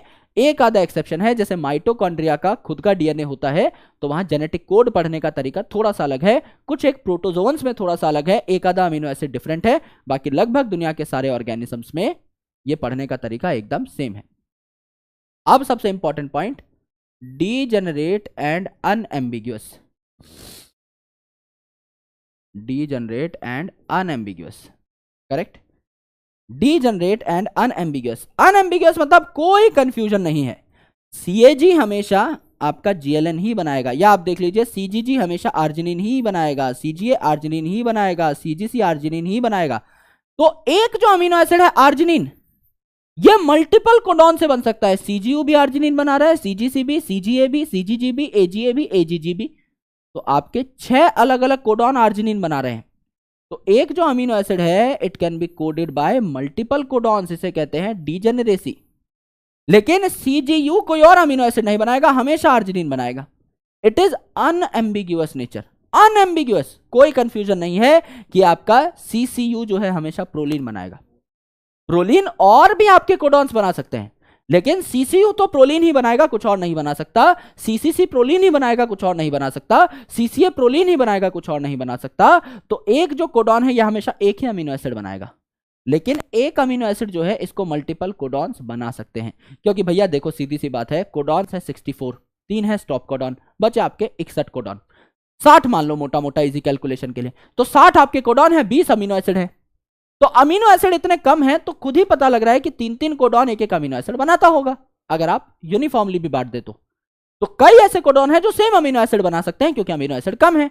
लेकिन एक जो कोडॉन है वो स्पेसिफिक अपना पर्टिकुलर अमीनो एसिड ही बनाएगा, इसको अनएम्बिगियस नेचर कहा जाता है। This is genetic code. अब जेनेटिक कोड पता लग गया तो डीएनए को हम आरएनए में कन्वर्ट कर चुके हैं। अब आरएनए पे सीक्वेंस लिखा हुआ है लेट्स से AUG, तो प्रोटीन सिंथेसिस स्टार्ट। फिर लिखा हुआ UUG तो वो ल्यूसीन बनाएगा, UUA ल्यूसीन बनाएगा, CUA ल्यूसीन बनाएगा, CCA प्रोलीन बनाएगा, CA ग्लूटामीन बनाएगा, AU एसन बनाएगा, ACC थ्रियोनिन बनाएगा, AGA आर्जिनिन बनाएगा। फिर आ गया UGA यानी स्टॉप, आर्जिनिन आपका लास्ट अमीनो एसिड बना, उसके बाद काम खत्म। यानी कि आपका हमने AUG से लेकर के आर्जिनिन तक एक प्रोटीन बनाया 6-7 अमीनो एसिड का। फिर आपका कोई स्टॉप कोडॉन आ गया तो हमारा प्रोटीन सिंथेसिस खत्म हो गई। इस तरीके से काम करता है, राइट। तो ट्रांसलेशन जो है it is a process of formation of RNA to protein. Simple से स्टेप क्या है, सबसे पहले टीआरएनए की चार्जिंग। टीआरएनए क्या है, अडेप्टर मॉलिक्यूल है।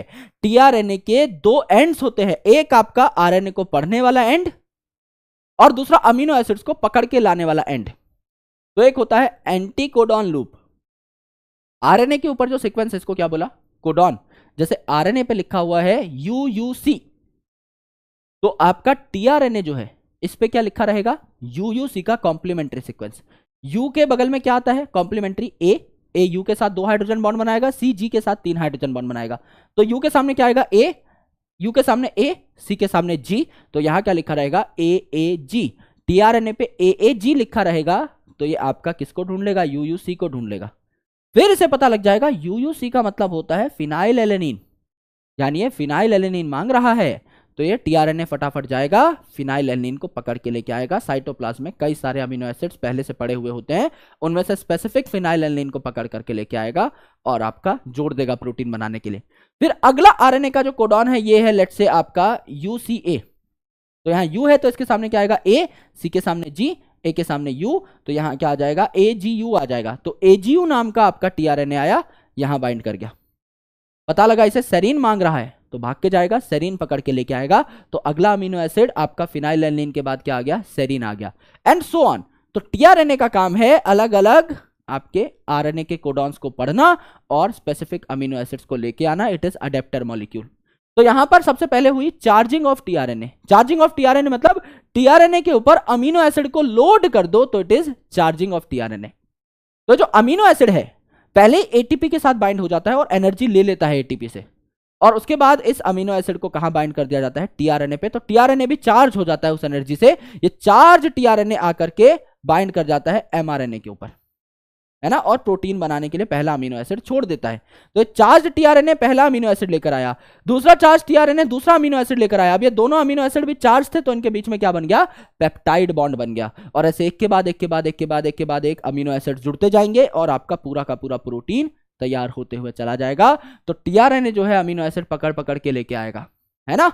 सबसे पहले जो टीआरएनए है एयूजी के पास आएगा और आपकी छोटी राइबोसोम की सब यूनिट वहां पर पहुंच जाएगी। तो आपका इनिशिएशन कॉम्प्लेक्स बन रहा है। सारी चीजें जो एकदम शुरू में चाहिए वो आ गई। छोटी subunit of ribosome, tRNA आ गया और एमआरएनए आपका अवेलेबल है ही, एयूजी नाम का आपका इनिशिएटर कोडॉन अवेलेबल है ही। अब ये सारी चीजें जब आ गई तो छोटी सब यूनिट ऑफ राइबोसोम जो है ये बड़ी सब यूनिट ऑफ राइबोसोम को बुलाती है, बड़े भैया आ जाओ, प्रोटीन सिंथेसिस का टाइम हो गया है, अपनी फैक्ट्री लगा लेते हैं। छोटी और बड़ी सब यूनिट मिलकर के पूरी फैक्ट्री बना लेते हैं, राइबोसोम कंप्लीट हो जाता है। मैग्नीशियम आयन की प्रेजेंस चाहिए रहती है इस प्रोसेस को पूरा करने के लिए। तो आपका मैग्नीशियम आयन जो है इसकी प्रेजेंस में छोटी और बड़ी सब यूनिट दोनों कनेक्ट हो जाती हैं और पूरा राइबोसोम बन जाता है। अमीनो एसिड जो कि चार्ज टीआरएनए लेकर के आ रहे हैं ये एक एक करके जुड़ते चले जाते हैं और राइबोजाइम यानी आरएनए यहां पर एंजाइम की तरह काम करता है। 23S आरआरएनए जो सब यूनिट है ये एंजाइम की तरह काम करती है। तो 99.99999% केसेस में प्रोटीन्स ही एंजाइम का काम करते हैं, लेकिन एक्सेप्शनल केस है राइबोजाइम जहां पे आरएनए एंजाइम का काम करता है। ये क्या करा देगा, आपका इन दोनों अमीनो एसिड के बीच में पेप्टाइड बॉन्ड बना देगा। और ऐसे करके एक के बाद एक के बाद एक के बाद एक अमीनो एसिड जुड़ते जाएंगे।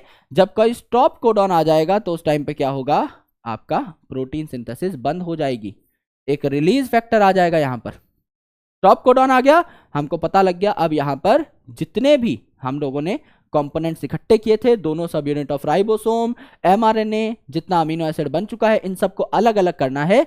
तो रिलीज फैक्टर आएगा, वो आकर के हथौड़ा मार देगा बीच में कि सब टूट जाओ।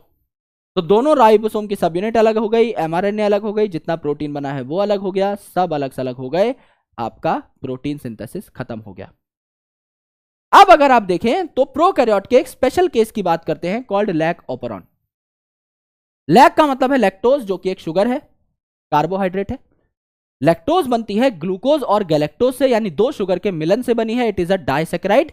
और अगर आप ओपरॉन की बात करें तो ओपरॉन एक ऐसा शब्द है जिसके नाम से ही पता लगा, ओपरॉन इनिशियल 4 अल्फाबेट देखो, ऑपरेटर, तो यहां कॉमन ऑपरेटर और प्रमोटर होता है, राइट। यानी एक प्रमोटर रीजन है, उसके ऊपर पॉलीमरेज बाइंड कर गया तो वो कई सारे जीन्स को एक्सप्रेस करा देगा। साथ में प्रोकैरियोट में कई सारे प्रोटीन साथ साथ बन जाएंगे। जैसा मैंने आपसे कहा था कि दिवाली की लड़ी है, एक स्विच दबाया सारे के सारे बल्ब जल गए उस लड़ी में। इसी प्रकार से यहां पर कई सारे आपके जो जीन्स हैं ये कॉमन प्रमोटर और ऑपरेटर द्वारा चल जाएंगे।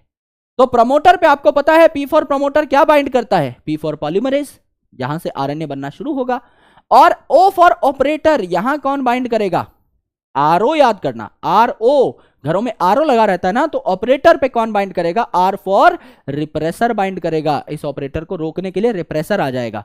तो यहां देखिए आपका सीक्वेंस है PIPOZYA। तो यहां ZYA 3 जीन्स हैं, एक साथ इनको हमको रेगुलेट करना है। यानी दिवाली की ऐसी लड़ी है जिसमें 3 बल्ब हैं, Z, Y और A। Z बनाता है बीटा गैलेक्टोसिडेज जो कि आपका लैक्टोज को तोड़ेगा ग्लूकोज और गैलेक्टोज में। Y बनाता है आपका क्या, परमिएज, जो कि बैक्टीरिया की सेल मेम्ब्रेन की परमिएबिलिटी बढ़ाएगा जिससे लैक्टोज अंदर आ सके। और A क्या है, ट्रांस एसिटाइलेज, जो इन दोनों की एक्टिविटी को बढ़ाता है। यानी सारे एंजाइम्स जो हैं लैक्टोज को तोड़ने के लिए ही इंपॉर्टेंट है। तो समझ लीजिए यहां पर आपका आई जो है ये आपका इनहिबिटर है, यानी रिप्रेसर का जीन है, और ये इसका प्रमोटर है। तो यहां पे पॉलीमरेज बाइंड किया और यहां पर क्या बन गया, आपका पॉलीमरेज यहां चला गया तो इसने इनहिबिटर प्रोटीन बना दिया या रिप्रेसर प्रोटीन बना दिया। अब ये रिप्रेसर प्रोटीन आर कहां बाइंड करता है, ओ पे, तो यहां एक बड़ा सा पत्थर लग गया, आर ओ पे बाइंड कर गया, है ना। तो यहां पर ये जो आपका पॉलीमरेज है इस पे अगर प्रमोटर आ भी गया तो रोड पे तो पत्थर पड़ा है, आगे नहीं जा पाएगा, ZYA तक ये पॉलीमरेज नहीं पहुंच पाएगा, तो आपका डीएनए से आरएनए नहीं बन पाएगा, कुछ नहीं बना। अगर आपका बैक्टीरिया के पास लैक्टोज नहीं है तो लैक्टोज को तोड़ने वाले एंजाइम भी नहीं बनेंगे। अगर मेरे पास लैक्टोज है ही नहीं तो मैं लैक्टोज को डाइजेस्ट करने वाला एंजाइम क्यों बनाऊं? नहीं बनाऊंगा। लेकिन समझ लो लैक्टोज अगर है तो ये सारे एंजाइम्स बनने चाहिए। अगर बनने चाहिए तो ये जो आपका पॉलीमरेज है ये तो इनहिबिटर बनाएगा ही बनाएगा, ये कॉन्स्टिट्यूटिवली बनता है यानी हमेशा बनता है। तो ये जो रिप्रेसर है ये तो ओ पे जाके बाइंड कर लेगा और इस रास्ते को ब्लॉक कर देगा, फिर से दिक्कत आ जाएगी। तो हम क्या करेंगे, ये जो आपका रिप्रेसर है इस पे आपका क्या बाइंड करा देते हैं, आपका लैक बाइंड करा देते हैं, लैक्टोज बाइंड करा देते हैं। अगर आपका बैक्टीरिया के आसपास लैक्टोज पाया जा रहा है तो थोड़ा सा लैक्टोज बैक्टीरिया उठा लेगा, वो लैक्टोज आकर के किसको इनहिबिट कर देगा, इस रिप्रेसर को। तो ये रिप्रेसर आरओ पे बाइंड ही नहीं कर पाया, कोई आरओ पे बाइंड नहीं कर पाया। तो रास्ता क्लियर है, यहां पर जो पॉलीमरेज है ये आपका ZYA तक पहुंचेगा, इनका RNA भी बनेगा और इनके प्रोटीन भी बन जाएंगे। अब ये सारे प्रोटीन जो है लैक्टोज को तोड़ने के लिए रिस्पॉन्सिबल हैं। तो जब लैक्टोज अवेलेबल था तभी ये सारी चीजें बनी, अगर लैक्टोज नहीं था तो ये सारी चीजें बन भी नहीं रही थी। This is a simple concept of lac operon. ये एक जैसी काम करने वाली जो जीन्स है, अब ये तीनों की तीनों जीन्स लैक्टोज के मेटाबॉलिज्म के लिए ही रिस्पॉन्सिबल है, तो इनको एक ही स्विच से रेगुलेट किया जा सकता है। हमारे केस में ऐसा नहीं होता। एक प्रोटीन बनाने के लिए हमको अलग से आपका पॉलीमरेज चाहिए ही चाहिए, अलग से आपका प्रमोटर चाहिए ही चाहिए, राइट। चलिए, यह है आपका ह्यूमन जीनोम प्रोजेक्ट, अभी तक का दुनिया का आप कह सकते हैं सबसे महंगे प्रोजेक्ट्स में से एक, है ना। यहां पर बोला गया इसको मेगा प्रोजेक्ट क्योंकि $9 बिलियन की इसकी कॉस्ट आ रही थी। आज के दिन में देखें तो 80,000 करोड़ रुपए के आसपास, और 13 साल में कंप्लीट हुआ, 1990 से 2003 तक। इनफैक्ट जो आपका क्रोमोसोम नंबर 1 था वो मई 2006 में सीक्वेंस होना कंप्लीट हुआ, यानी लगभग ज्यादातर काम आपका 13 साल में कंप्लीट हो चुका था, थोड़ा बहुत काम बचा हुआ था। 13 साल लंबा प्रोजेक्ट, $9 बिलियन की इन्वेस्टमेंट, तो obviously it is a mega project. अगर आप देखें तो इसमें दो प्रकार की मेथोडोलॉजी थी। साइंटिस्ट ने कहा कि एक ह्यूमन को लेंगे, उसका सेल लेंगे, उसमें से डीएनए निकालेंगे और इस डीएनए में जितने भी नाइट्रोजनस बेस है इनका सीक्वेंस पता लगाएंगे, इसमें कितने जीन्स हैं उनका सीक्वेंस पता लगाएंगे, उन जीन्स के नाम लिखेंगे, वो जीन्स क्या प्रोटीन बनाते हैं ये लिखेंगे, सारी चीज सारे इंफॉर्मेशन निकालेंगे, कंप्यूटर में डेटाबेस में स्टोर करेंगे। जब भी फ्यूचर में इन इंफॉर्मेशन की जरूरत पड़ेगी एक क्लिक पे सारे इंफॉर्मेशन निकाल लेंगे। This was the motto of human genome project. तो यहां दो चीजें इंप्लाई करी गई, होल जीनोम सीक्वेंसिंग, यानी एक ह्यूमन का जो डीएनए है उसको पूरे को ही सीक्वेंस कर दो, और दूसरा आपका एक्सप्रेस्ड सीक्वेंस टैग्स, यानी सिर्फ वो पार्ट जो एक्सप्रेस करता है, इंट्रॉन्स को हटा दो, एक्सॉन जो कि आपका एक्सप्रेस करते हैं, जो कि प्रोटीन बनाने के लिए इंपॉर्टेंट है, सिर्फ उन्हीं पार्ट को आप क्या करो, यहां पर सीक्वेंस करो। तो दोनों प्रकार की सीक्वेंसिंग की गई, राइट। सेंगर नाम के एक साइंटिस्ट है जिन्होंने प्रोटीन के अंदर अमीनो एसिड का सीक्वेंस पता लगाने के लिए और डीएनए आरएनए के अंदर नाइट्रोजनस बेसिस का सीक्वेंस पता लगाने के लिए एक टेक्निक बनाई थी, सेंगर सीक्वेंसिंग। उसी सीक्वेंसिंग मेथड का यूज किया गया था। आज के दिन में दुनिया बहुत एडवांस हो गई है, आपका यहां पर अब हाई थ्रूपुट सीक्वेंसिंग आ चुकी है, जिसको NGS कहा जाता है, नेक्स्ट जनरेशन सीक्वेंसिंग। तो अब बहुत फास्ट हो चुकी हैं चीजें, है ना। तो गोल क्या थे आपके ह्यूमन जीनोम प्रोजेक्ट के, कि कंप्लीट सीक्वेंसिंग आपको पता लग जाए 3 बिलियन बेसिस की, और 20 से 25 हजार जीन्स की इंफॉर्मेशन आपको पता लग जाए।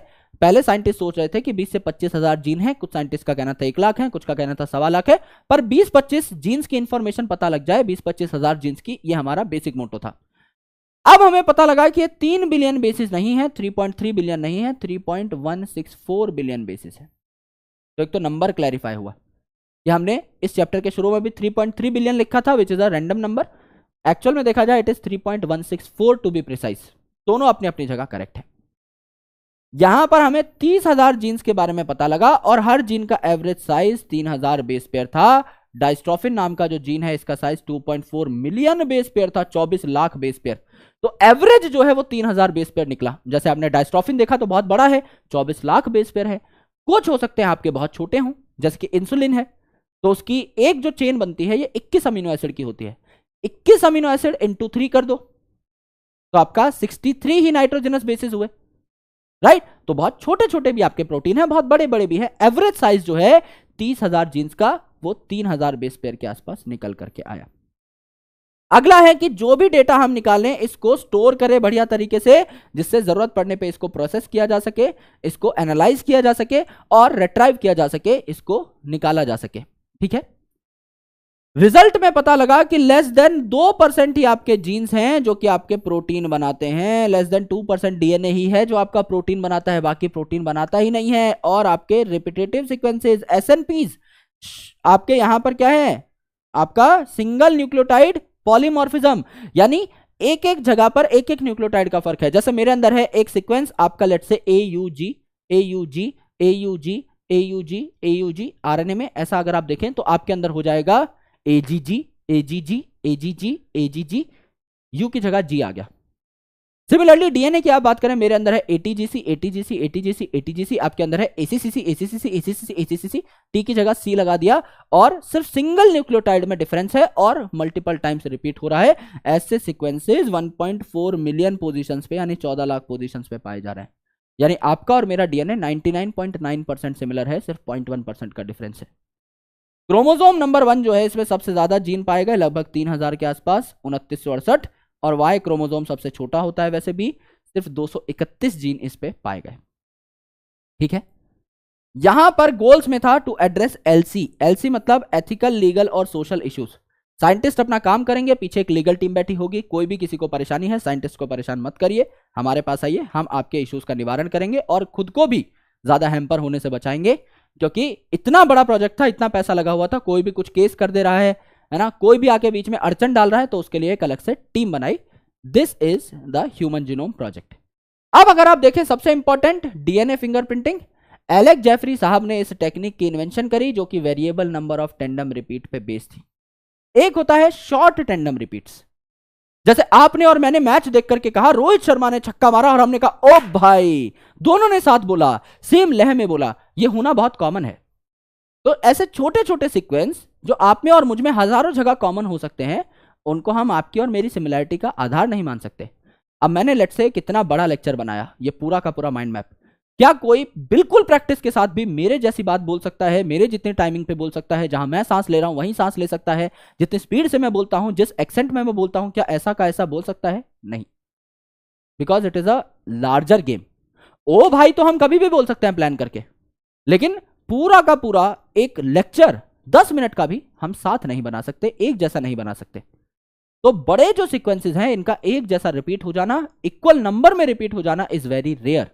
इन्हें कहा जाता है VNTR, variable number of tandem repeats. Tandem मतलब लगातार, वेरिएबल नंबर, हर ऑर्गेनिज्म में ये सीक्वेंसेस भी डिफरेंट हैं, थोड़ी थोड़ी जगह चेंजेस आ रहे हैं और इनका नंबर भी वेरिएबल है। आपके अंदर कोई सीक्वेंस है 13 बार रिपीट हो रहा है, मेरे अंदर 50 बार रिपीट हो रहा है। अब अगर आपके अंदर भी कोई सीक्वेंस 50 बार रिपीट हो रहा है, मेरे अंदर भी सेम सीक्वेंस 50 बार रिपीट हो रहा है, सेम सीक्वेंस भी सेम, नंबर भी same, then we are similar. तो आपके पिताजी जो है, उनसे एक पूरा का पूरा क्रोमोसोम सेट उठ करके आपके अंदर आया है। तो उस पूरे के पूरे क्रोमोसोम सेट में जितने भी सीक्वेंसेस होंगे, आपके अंदर भी वो पूरे के पूरे सीक्वेंसेस होंगे आपके 23 क्रोमोसोम में। तो आपका जो डीएनए है एग्जैक्टली 50% आपके पिताजी से मिलेगा, क्योंकि आपके पिताजी के अंदर भी अगर आप देखें तो एक सेट दादाजी से आया, एक सेट दादी जी से, उसमें से एक सेट उठ करके आपके अंदर आया। तो आपका एक सेट जो है 23 क्रोमोसोम आउट ऑफ 46, 50% जो आपका सीक्वेंस है एग्जैक्टली फादर से मिलेगा, बिल्कुल मिलेगा। That's why it is used for paternity testing, crime spots पे अलग अलग क्राइम्स को पता लगाना, राइट, इन सब में। तो आप क्या करो, एक इंडिविजुअल है उसके डीएनए को एक्सट्रैक्ट करो, उसके डीएनए के छोटे छोटे टुकड़े कर दो रेस्ट्रिक्शन एंजाइम से, और उसे जेल पे दौड़ा दो। जेल पे दौड़ाओगे तो आपको पूरा का पूरा सीक्वेंस मिल जाएगा, सारे के सारे डीएनए के सीक्वेंसेस सेपरेट हो जाएंगे। फिर क्या करोगे आप, प्रोब बनाओगे। यानी मेरे पास कोई सीक्वेंस है, लेट्स से मेरे पास कोई सीक्वेंस है, मुझे ये सीक्वेंस ढूंढना है ATGC80, और मैंने यहां पर प्रोब बनाया, मुझे यही सीक्वेंस ढूंढना है, तो मुझे पता है मुझे इसी का प्रोब बनाना है। तो मैं A के सामने क्या ले आऊंगा, T के सामने A ले आऊंगा, G के सामने C ले आऊंगा, C के सामने G ले आऊंगा, TA। ये मैंने प्रोब बनाया। अब ये प्रोब यहां बाइंड कर गया, एक और जगह बाइंड कर गया, एक और जगह बाइंड कर गया, एक और जगह बाइंड कर गया, एक और जगह बाइंड कर गया, 5 जगह बाइंड कर गया। मुझे पता लगा कि एक इंडिविजुअल में ये वाला जो सीक्वेंस है 5 बार है, और दूसरे इंडिविजुअल में ये वाला जो सीक्वेंस है ये सिर्फ 2 जगह आ रहा है। तो क्या ये दोनों इंडिविजुअल सेम हुए? नहीं भाई, एक में ये वाला सीक्वेंस 5 बार आइडेंटिफाई हुआ, दूसरे में 2 बार ही आइडेंटिफाई हुआ। अगर ये दोनों इंडिविजुअल सिमिलर होते तो same sequence same number of times repeat हो रहा होता। तो आप सिमिलैरिटी और डिफरेंसेस दोनों के लिए आप क्या कर सकते हो, इस डीएनए फिंगरप्रिंटिंग का इस्तेमाल कर सकते हो। एंड अल्टीमेटली ये जब प्रोब बाइंड होता है किसी डीएनए सीक्वेंसेस से तो चमकने लगता है, आपको नॉर्मली नहीं दिखाई देगा, ऑटो रेडियोग्राफी टेक्निक से आपको देखना पड़ेगा कि रेडियो एक्टिव प्रोब कहां चमक रहा है। तो आप एग्जैक्टली गिन पाओगे 1 2 3 4 5 6 7 8 9, अच्छा 9 जगह चमक रहा है, 9 जगह जाके बाइंड किया है, यानी 9 सीक्वेंसेस हमको मिल गए। दूसरे इंडिविजुअल में सिर्फ 7 जगह चमक रहा है, तो सिर्फ 7 ही जगह हमें ऐसा सीक्वेंस मिला। अल्टीमेटली दीज आर डिफरेंट, ये हमें पता लग जाएगा। तो दिस इज डीएनए फिंगरप्रिंटिंग। अलग अलग चीजों के लिए आप इसकी एप्लीकेशंस एंड इस्तेमाल कर सकते हैं। ये आपका सबसे बड़े चैप्टर का एक बहुत ज्यादा efficient revision lecture and mind map था। पहले से बहुत ज्यादा कंसोलिडेटेड माइंड मैप है, क्योंकि हर साल मैं माइंड मैप बनाता हूं, लेकिन काफी सारी चीजें मैंने चेंज करी हैं, जैसे कि इमेजेस चेंज करी हैं, ये इमेजेस चेंज करी हैं, एंड जो डेटा है उसको भी काफी ज्यादा क्रिस्प किया गया है, जिससे आपको सारी चीजें बढ़िया तरीके से समझ में आए, कम स्लाइड्स में समझ में आए, एंड आपका रिवीजन एकदम प्रॉपर हो सके। अब जाहिर सी बात है 50 घंटे का लेक्चर है, जो कि टोटल हम लोग किसी भी बैच में पढ़ते हैं 20 25 30 50 घंटों में ये कवर होता है चैप्टर। तो उसको बहुत कम टाइम में कवर करना इज रियली डिफिकल्ट, लेकिन मैंने कोशिश की है कि ज्यादातर आपकी इंफॉर्मेशन कंसोलिडेट होकर के आप तक पहुंचे। और मैं आपसे मिलूंगा अगले रिवीजन सेशन में, तब तक के लिए अपना ख्याल रखिए और पढ़ाई करते रहिए। जय हिंद, शुक्रिया।